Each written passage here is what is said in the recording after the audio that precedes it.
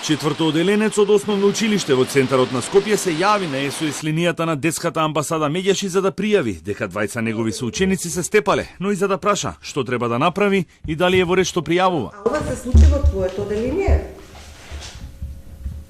Добро, сакаш јас да се јавам и да прашам, да и кажам, да зборувам со наставничката или со некој од психолог, педагог или директор?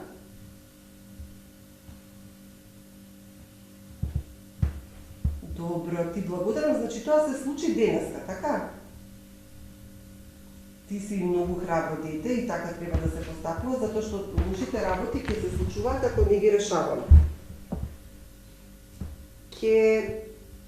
Ако сакаш, јави се повторно пак. Ти не беше тоа дете, ти само виде дека тоа се случува, така? По двата инциденти со ученици од основното училиште Кочорацин се постава прашањето дали постои ефективен систем за превенција на насилството и раната детекција и колку соработуваат надлежните меѓу себе и со невладините, дали родителите и наставниците се доволно едуцирани и обучени да се справат со бесот на децата. Во Македонија има национална стратегија за заштита на децата и протокол за превенција на злоупотреба и занемарување на детето, во чие изготвување учествуваа надлежните министерства и невладиниот сектор, но на терен тоа не функционира доволно добро. Протоколот е направен. Во протоколот точно се има работна група. Во работната група се сите овие сектори кои што ги кажувам.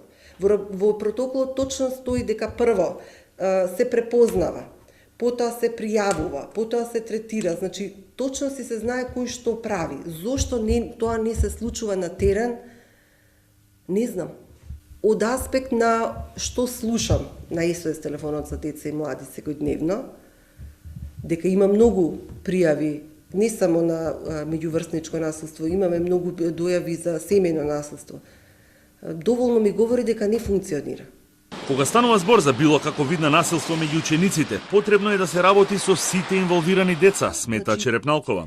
И насилникот и жртвата се лица на кои што ми е потребна поддршка и помош. И неретко тој што е насилник може во некоја друга прилика да биде и жртва. Значи, помошта е необходна на двете страни. На 30 октомври во парк во населбата Капиштец ученик во Кочорацин сексуално злостави соученик.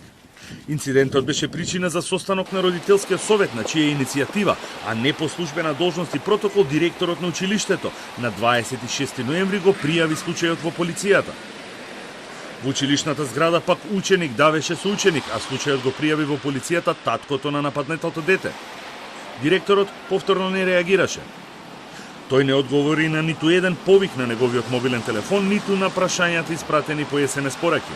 Државниот просветен инспекторат по објавувањето на немилите настани изврши вонреден инспекцијски надзор во училиштето, во кој, според нив, не е откриено ништо спорно.